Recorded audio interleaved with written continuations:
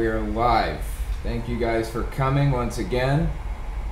I have some interesting guests today, but before we get into the guests, I had a couple of things. Thank you guys for coming once again. Hang on 1 second. I've got, I have some, yeah, okay, it was in the background. Okay, anyway, I have some interesting guests to speak with, but before we speak with the guests, I just wanted to kind of go through some things.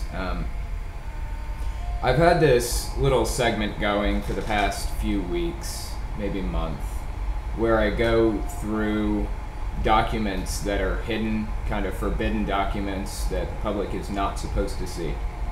And I've taken to going through those documents. A couple of weeks ago, maybe 2 or 3 weeks ago, I went through some Jehovah's Witnesses documents that are hidden from the public. I went through their Elders Manual.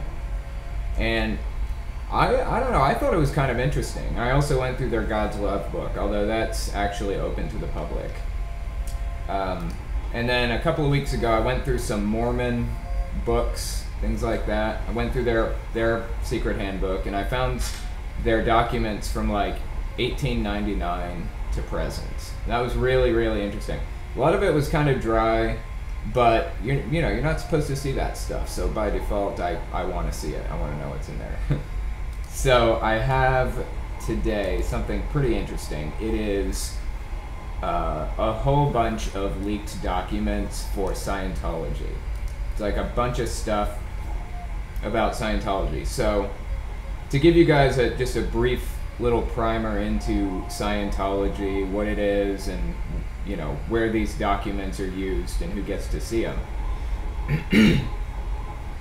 Basically, L. Ron Hubbard was a writer from the 1930s, 40s, and 50s, I think.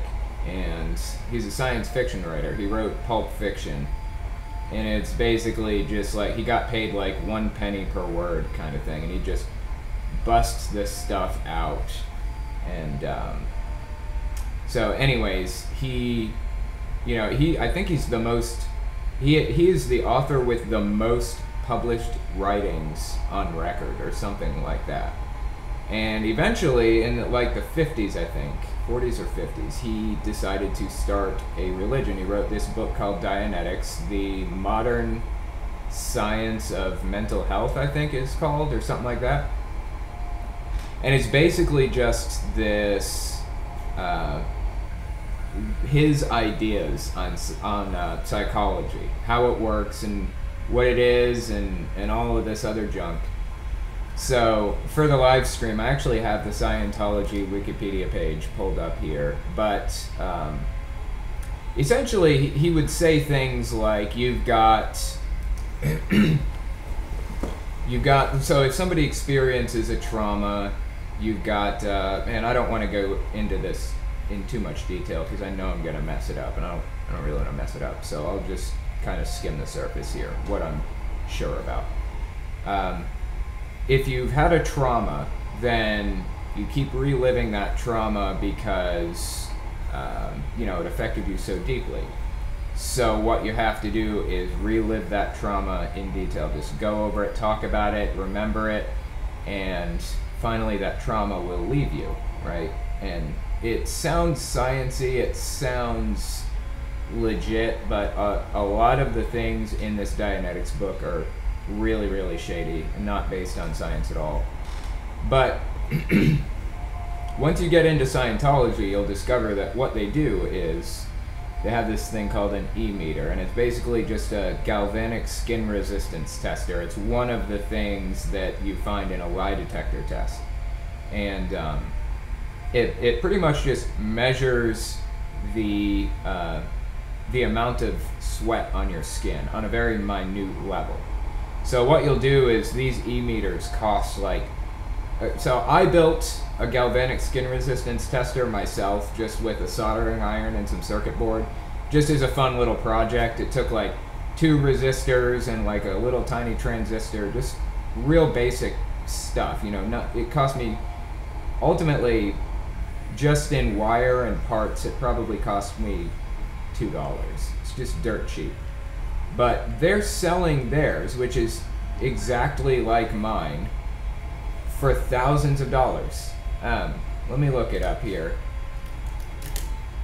So e-meters are, they look like this for people watching the live stream. They look like these big boxes, and they have this needle on them, and they have what they call cans. Here's a picture of the cans. So you hold a can in each hand, and it's wired up to the needle.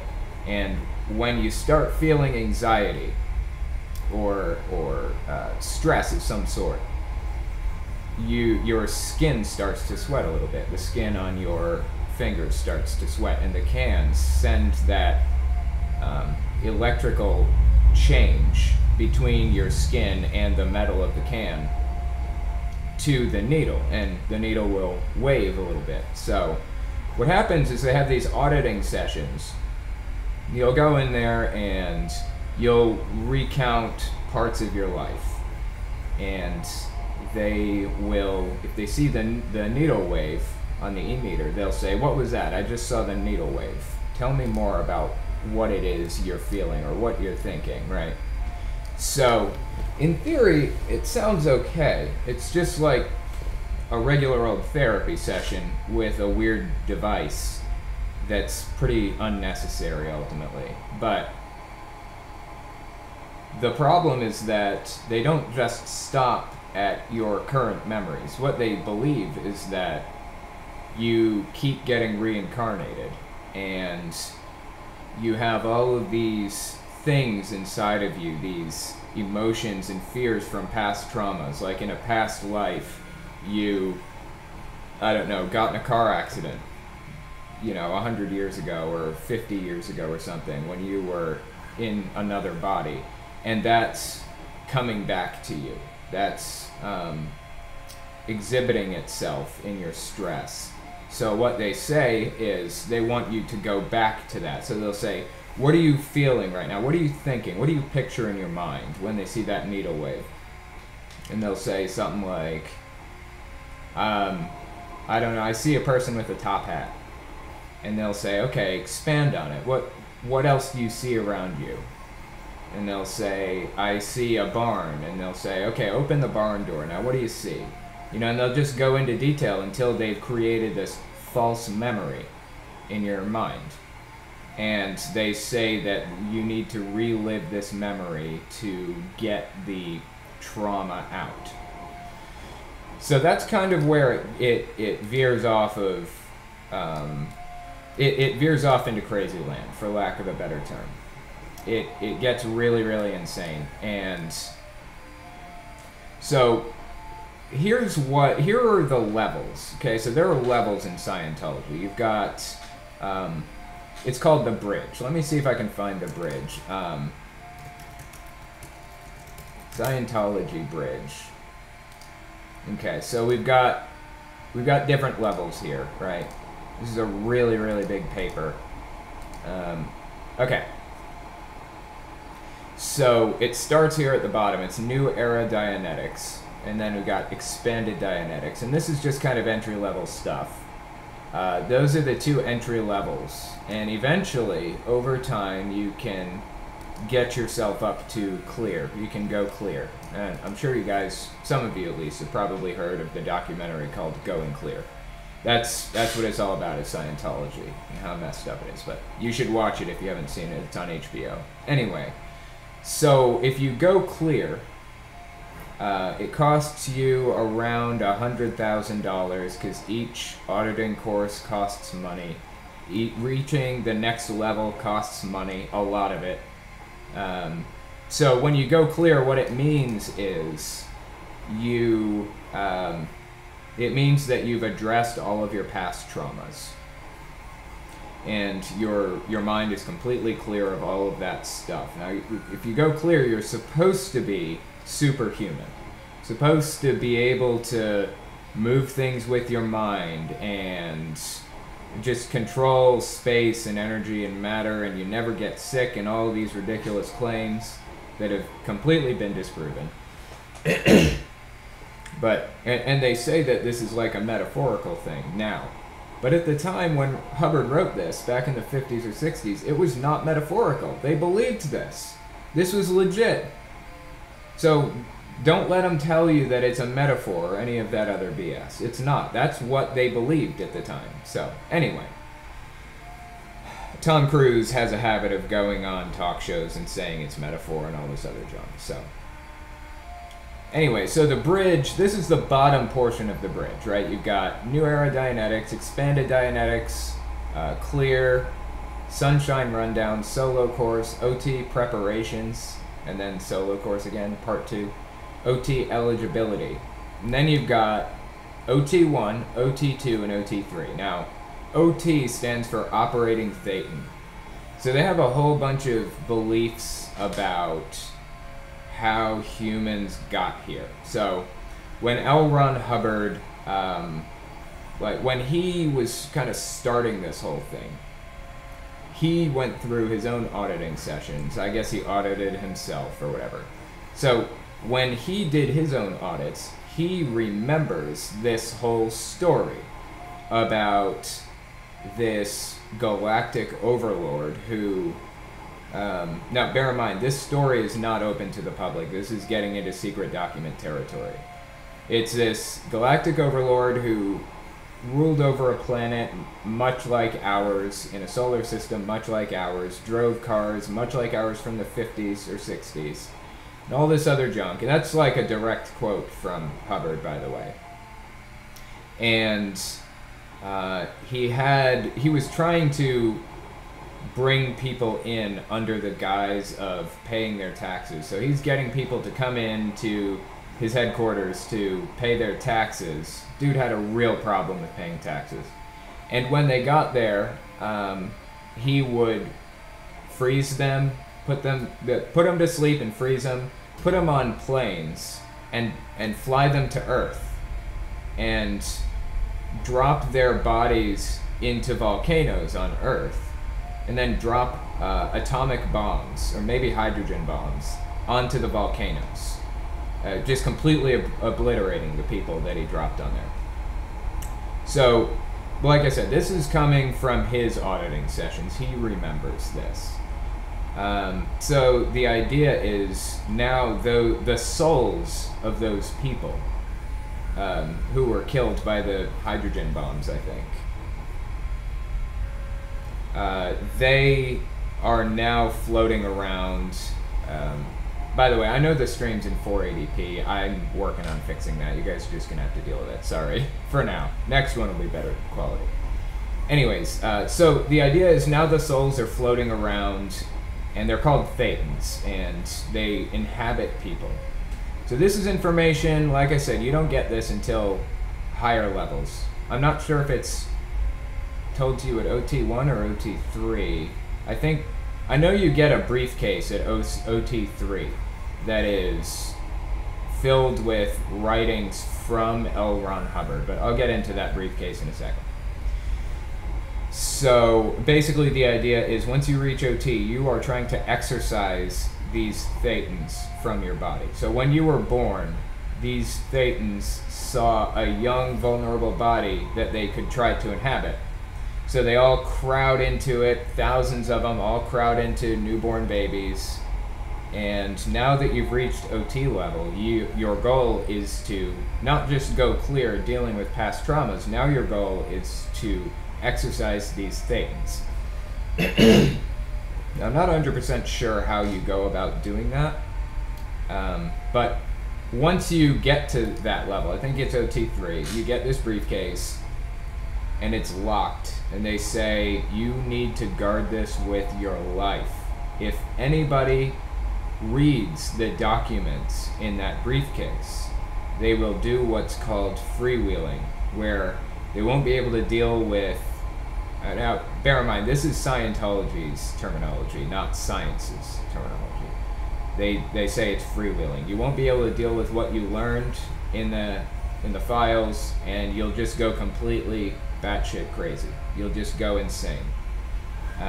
So they say you have to protect society from that information. If you're not prepared for it through the OT eligibility courses and the OT 1, 2, and 3 level courses, you'll just go insane. So a while back, WikiLeaks got their hands on a lot of these documents. I mean, a lot of these documents, a lot of Scientology's documents, and they put them up there for download. So let's take a look at them, shall we? So there's one specifically that I really wanted to look at. I think it's like 50-something pages. It is, let me see. Okay, I've got Command Chart of Scientology. This is a secret document that we aren't supposed to see. Let me just pull it up and see what's on it real quick. Okay, we've got, I'm gonna make it a little bit bigger so people can see it. Okay. See, Watchdog Committee, Executive Director International. So okay, so it's just like an org chart or whatever.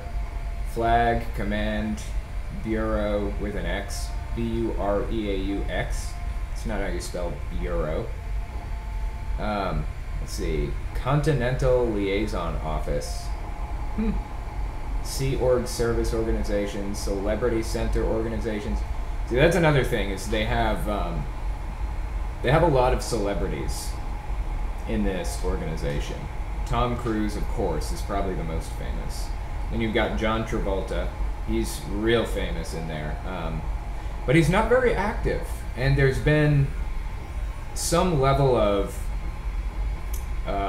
There have been some questions asked about whether he actually still believes this or not, or if he's being blackmailed, because a lot of the time when a critic appears, see, they just spent the last 20, 30, 40, 50 years in Scientology reciting their lives, their entire lives, to auditors who were writing it all down and sending those documents to the headquarters of Scientology and filing them away.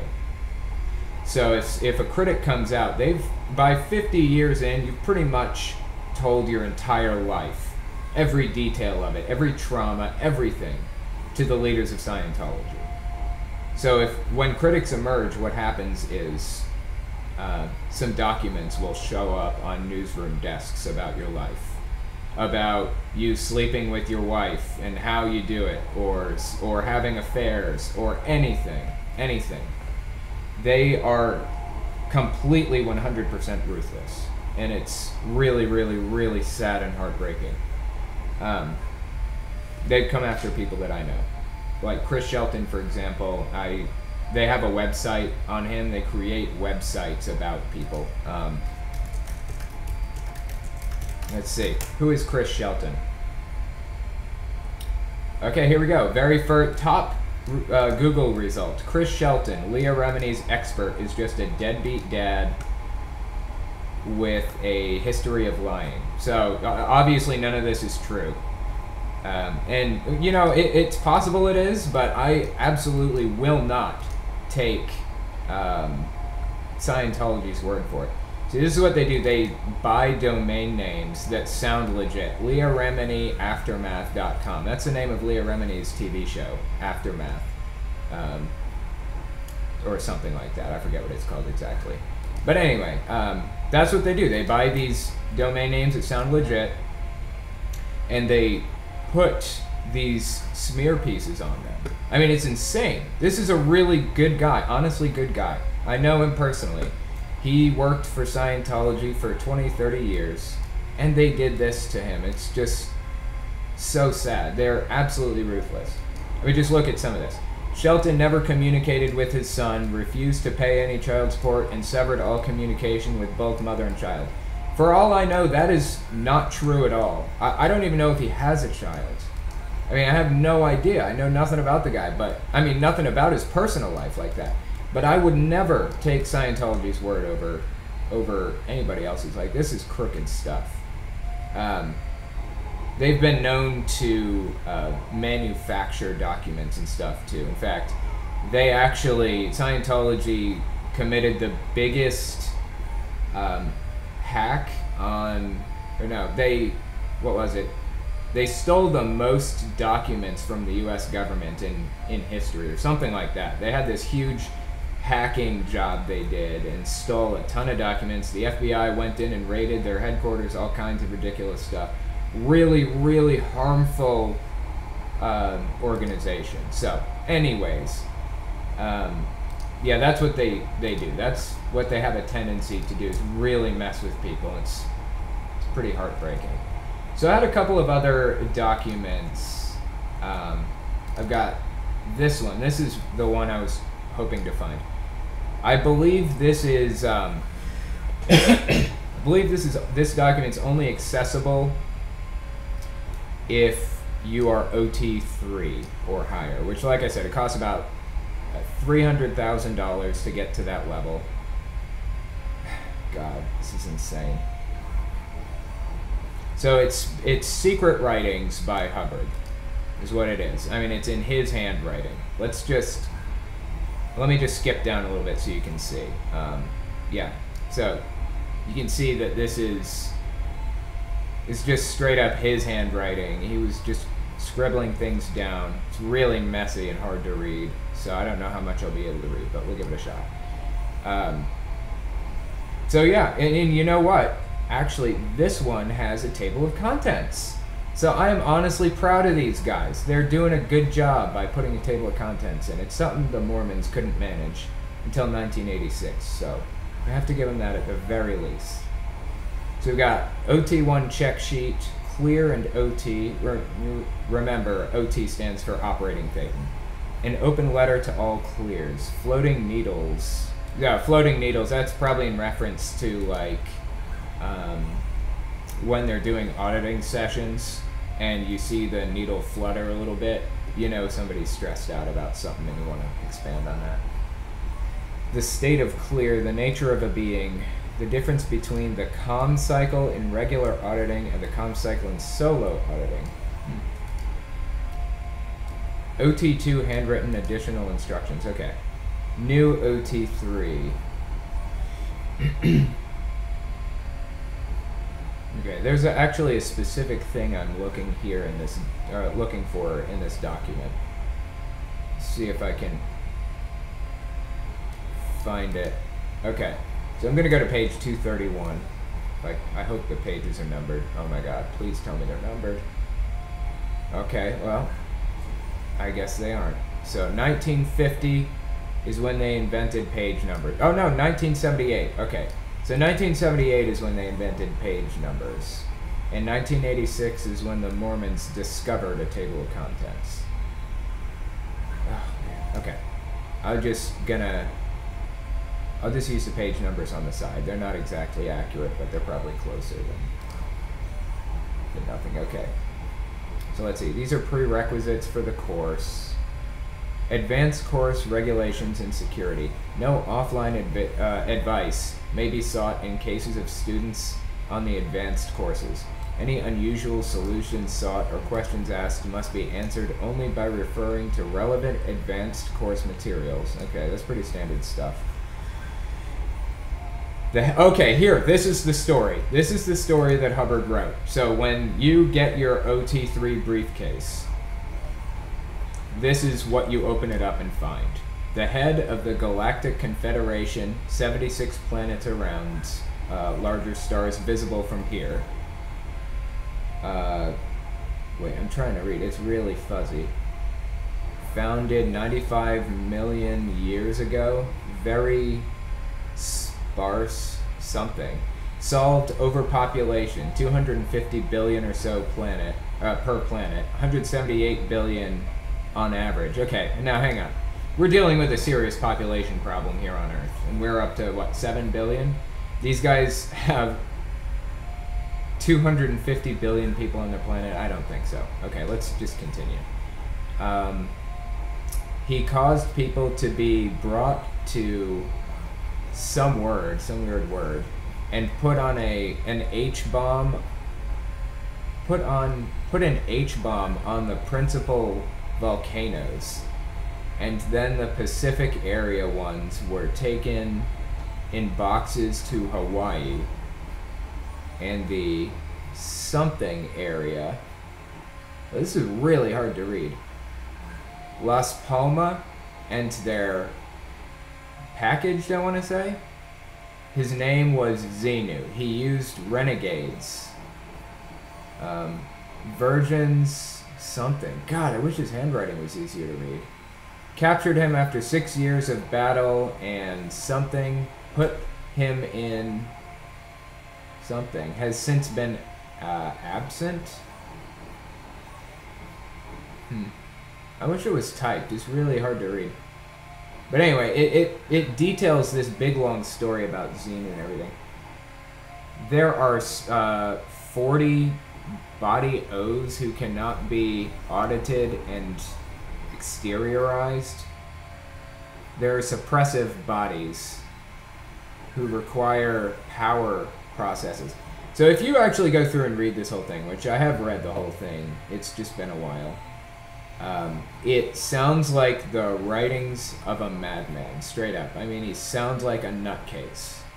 He sounds like he is having serious mental breakdowns, and he doesn't know how to deal with it outside of writing. He's having delusions, is what's happening here. And it's really sad to see, but he did some pretty messed up stuff. As far as I know, he, back in the day, before Scientology was really, really big, he actually had a son. I mean, L. Ron Hubbard had a son. And he and the son's mother split up. I think it was a son, maybe it was a daughter. Well, anyways, he takes the kid. He steals the kid in the night. And leaves a letter saying, I've killed the kid, I've chopped it up into little pieces, and all this other ridiculous stuff, and the mother was completely distraught. Well, come to find out he didn't. He raised the kid and then ended up releasing the kid back to the mother at some point. I mean, it just got really, really insane. Really messed up and sad. So, anyways, I genuinely feel really bad for the people in this, but in this religion, this cult.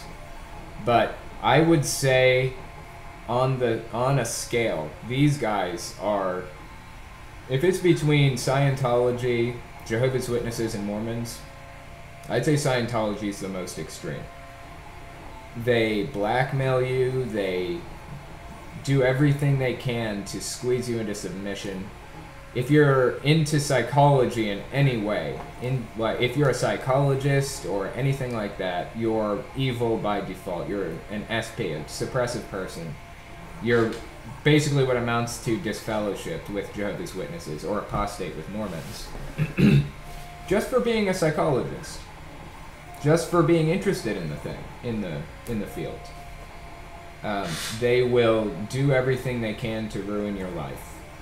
And they don't care about the law. They have the fair game rule, which is a lot like the theocratic warfare rule with Jehovah's Witnesses, except just absolutely anything goes with Scientologists. I mean, Jehovah's Witnesses are pacifists. They don't believe in war that they're getting involved in. I mean, they do believe in war. They just believe that God should be waging the war and the angels and stuff.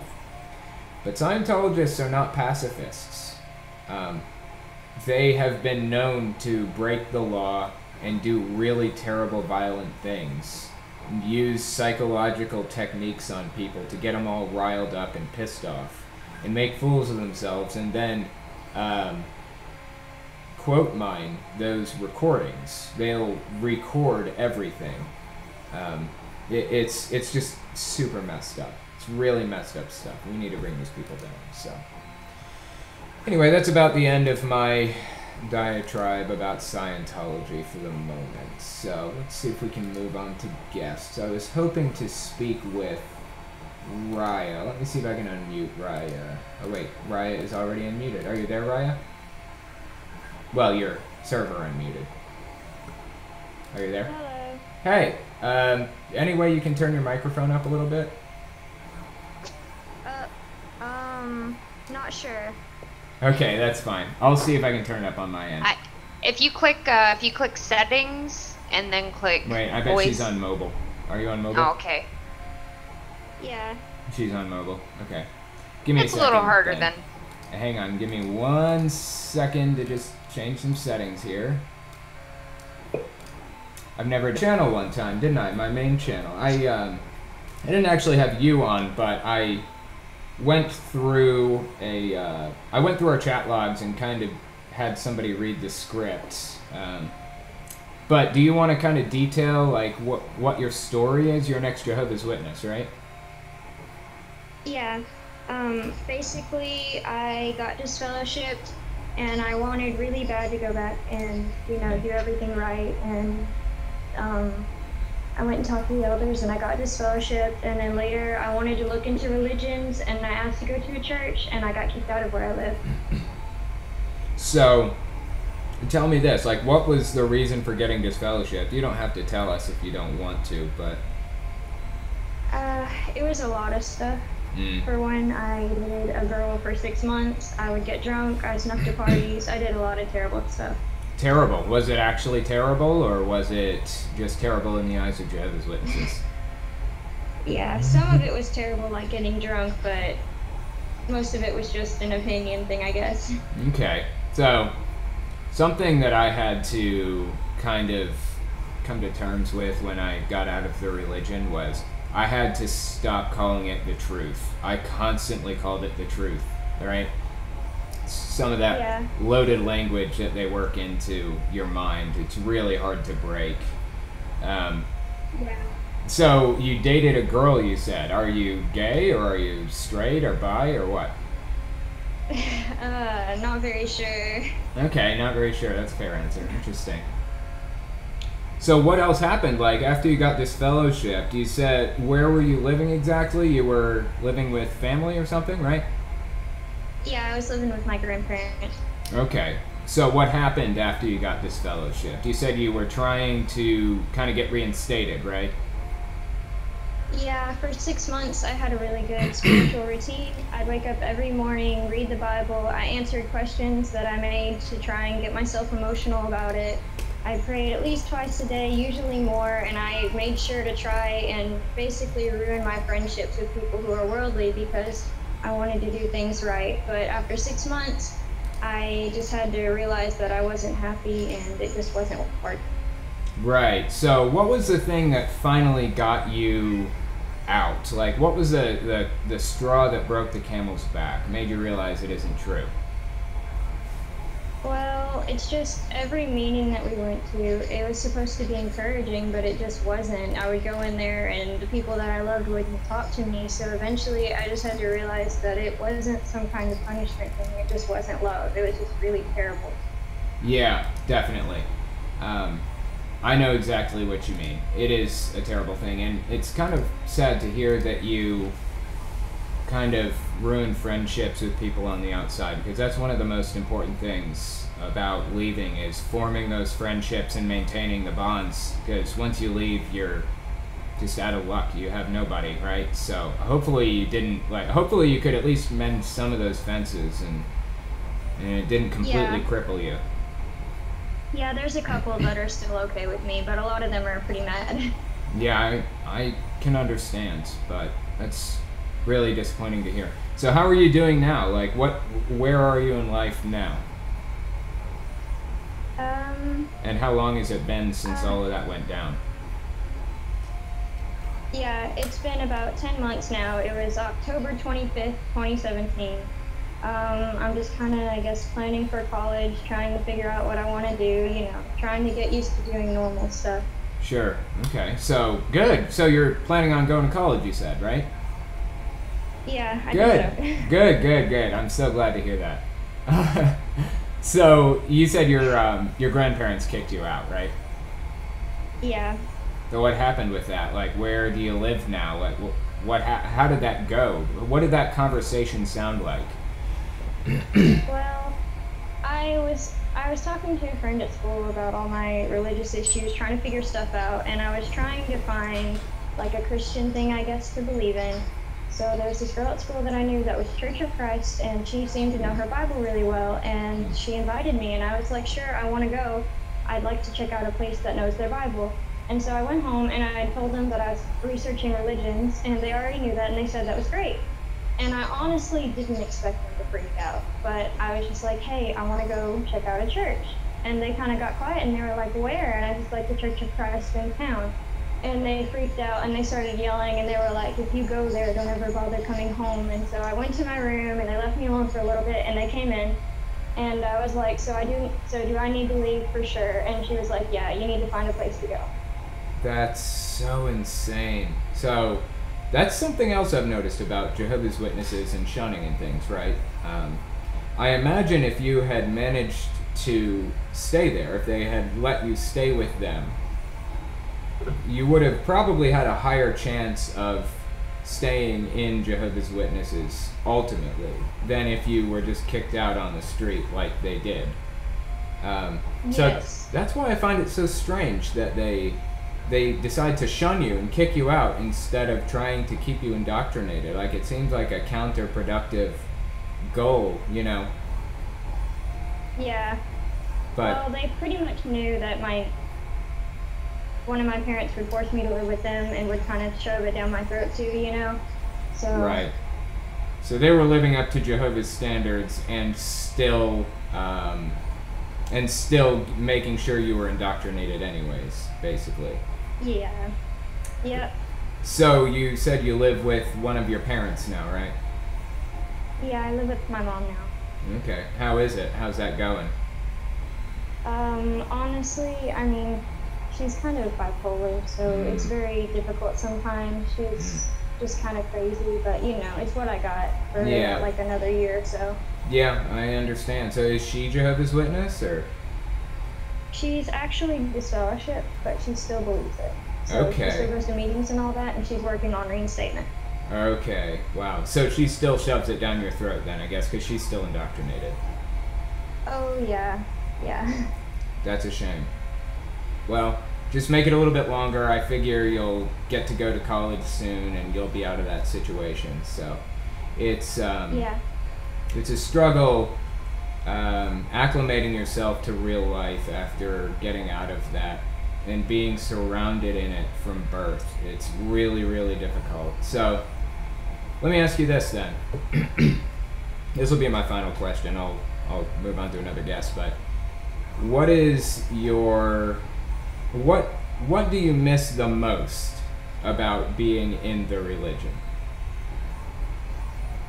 Well, I don't respect what they do to people and what they, you know, that kind of thing. But I met some really awesome people there, and I never really had a family. And there were these three people that really took me in, and they felt like real family. And it's just, yeah, that's what I miss, because it's not their fault, you know? They're being brainwashed. Yeah. They're good people. Yeah, I totally agree. I know I had I had some really, really close friends in the religion that when I got disfellowshipped, I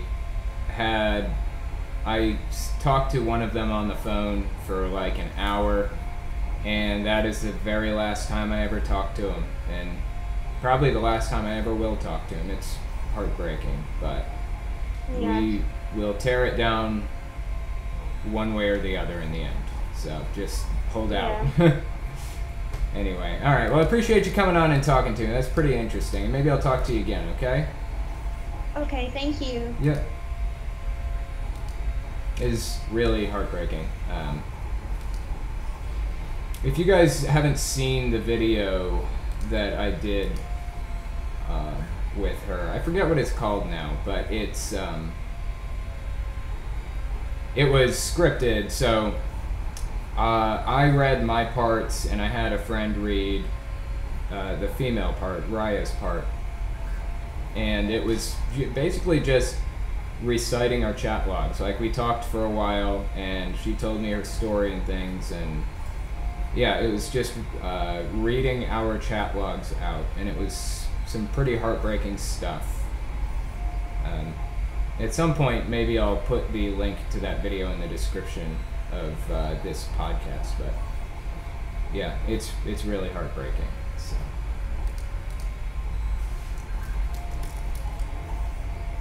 Give me just 1 second here. Working on some technical stuff.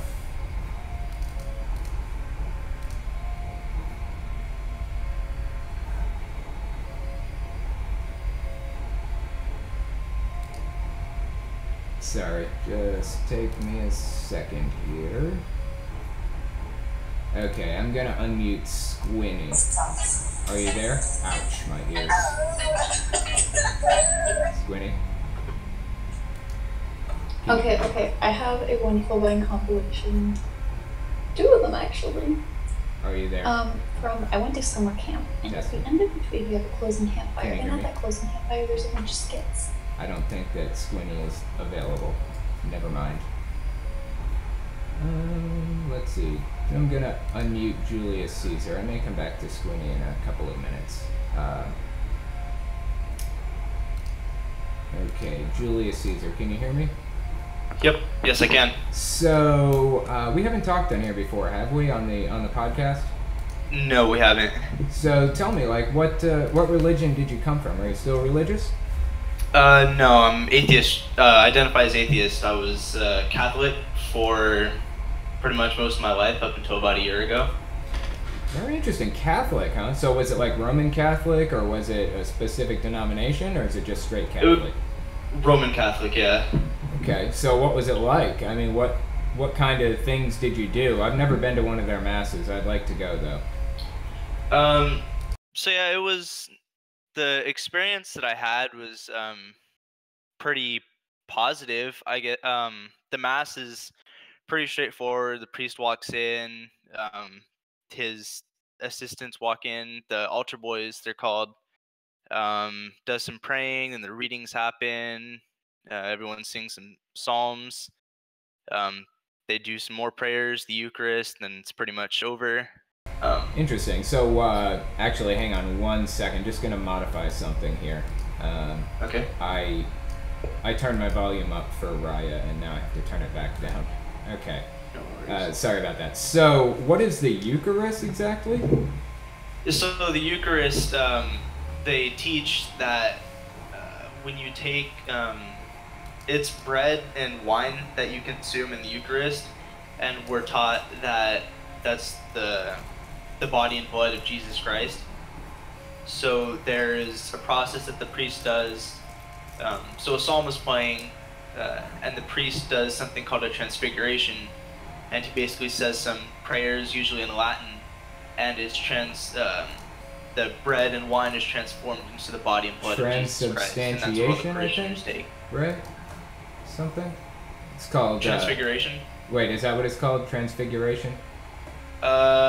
Transubstantiation. That's it. Right. Okay. Yeah. Sorry. Very interesting. Okay.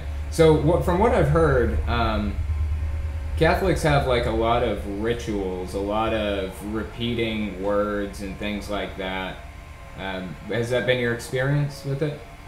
Yeah. One of the things they pushed on us a lot.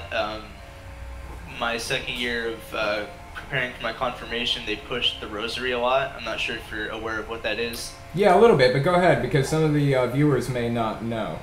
Yeah, so basically the rosary, there's a physical aspect and a, I guess, spiritual aspect of it. So rosary is like a necklace that you wear and it has beads on it, and each bead and the knot and the string represents a prayer that you're supposed to say. Okay. And so they said you're supposed to pray it, like, try to pray it daily, break it up, like maybe while you're on your way to school or during lunch, and things like that. But they say basically that praying the rosary strengthens your relationship with God, and gives praise to the Virgin Mary.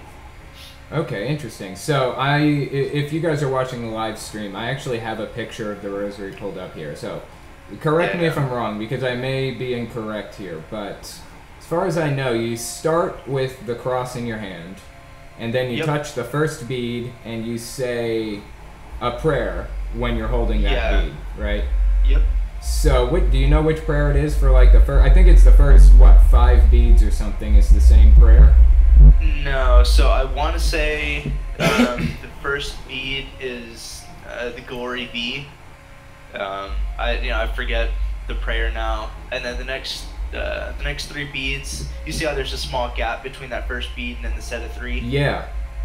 So that first bead is the Glory Be, I believe, and then there's 3 Hail Marys.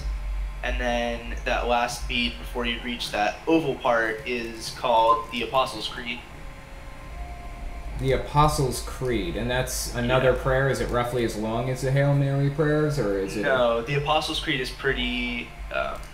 It's kind of long. So the Hail Mary is about like 7 or 8 lines. The Apostles' Creed is maybe 15.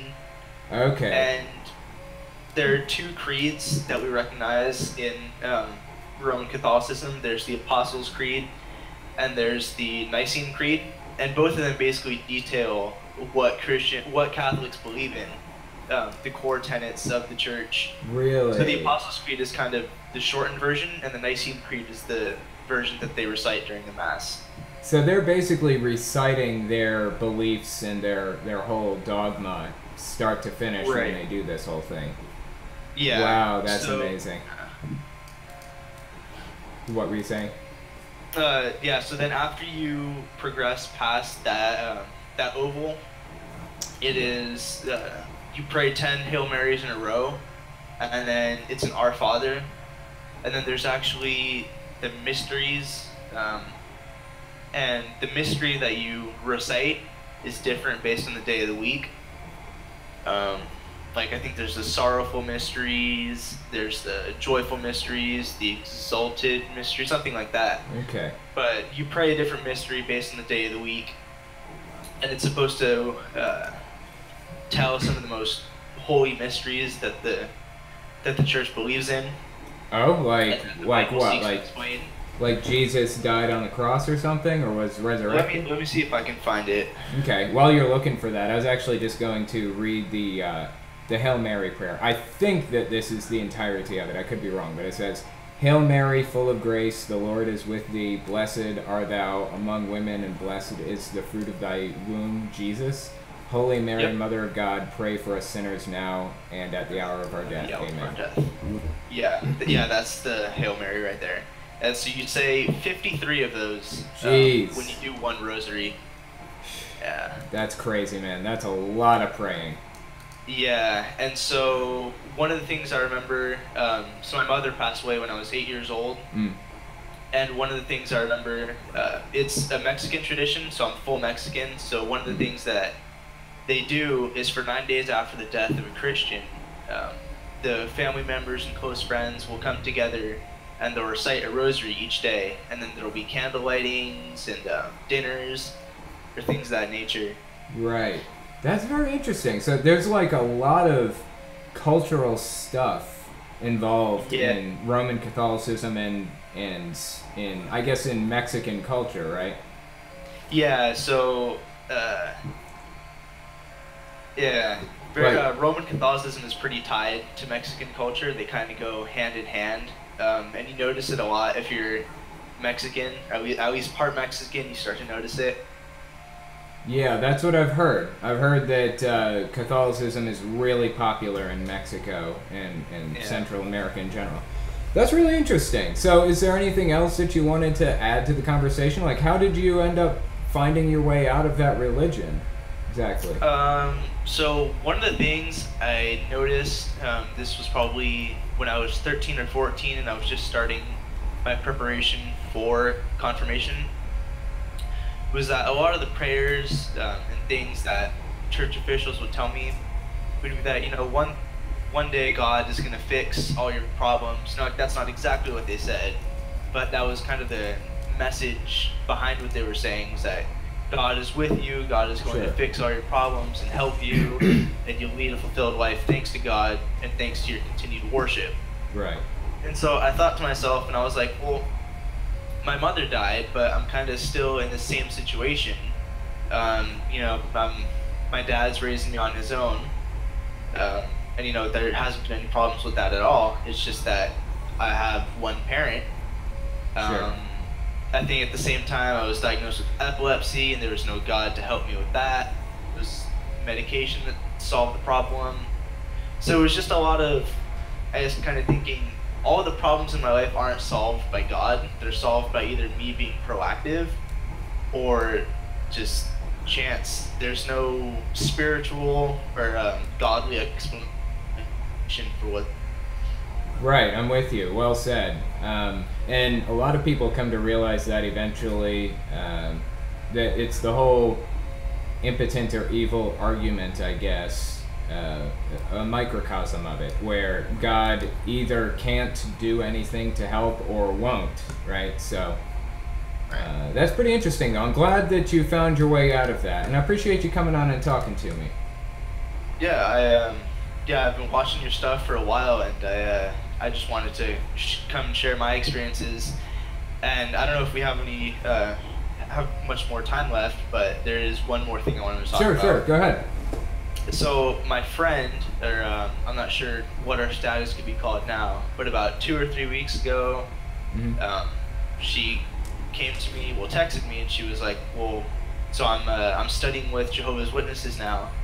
Uh-oh. And this kind of raised a red flag for me, because up until that point she had never really described herself as religious, but there's this guy that she was into or seeing or something of that nature, but he invited her to study with them, and she said she was becoming involved with their teachings, and she was considering becoming baptized. That's a shame. Things like that. Man, I hope I hope it doesn't play out that way. I hope that reason can reach her, you know? Yeah, and so I kind of tried to talk her out of it. Yeah. You know, explain all the bad things that they were doing. One of the things that I told her was, you know, the Watchtower Society is paying $4,500 a day to the Supreme Court. I don't know if that thing still holds up. Does it? It's $4,000 a day, and yes, it does. It does hold up currently.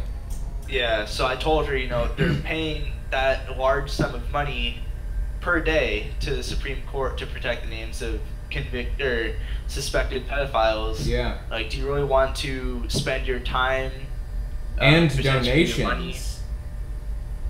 Yeah, spend her time and money on an organization like that. That's a good point. So what was her response? So her response was kind of like, well, you know, when you came out to me as atheist, I never really criticized you for your beliefs or lack of beliefs. I never tried to talk you out of it, so why would you be doing the same to me? And so I kind of counter that with like, well, my beliefs aren't really destructive. I don't... Your beliefs, on the other hand, are like you're indirectly encouraging the continued protection of pedophiles. And funding that. Yeah, funding it too. Yeah. Even worse. But I just couldn't. Well, hopefully you can convince her before she gets too deep in. Like, I figure once she gets baptized, that's a problem, because at that point, that is when she's going to lose friends over leaving and things like that. So let's just hope she doesn't get baptized. Yeah, definitely. Anyways, good luck with it, and I hope it works out. And I appreciate you coming on, and hopefully we'll talk again sometime, okay? Yeah, sure. All right. Now, there was one more person I wanted to speak with. It was Squinny. I'm sorry, Squinny, before I unmute you. I didn't hear anything. I didn't hear you talking for some weird reason. I don't know what the deal is. Are you there? Testing? 1, 2, 3. Squinny? I don't hear you talking again. I do hear something like wind rustling and chuckling. Chuckling. Oliver, get back. Okay, muted again. I'm sorry, Squinny, but maybe we can keep you on the list and talk again. That's kind of disappointing. But anyway, yeah, I appreciate you guys coming out and hanging out and listening to me drivel on about religions and cults and things. I thought it was pretty fun. But, all right, I'll talk to you guys next week.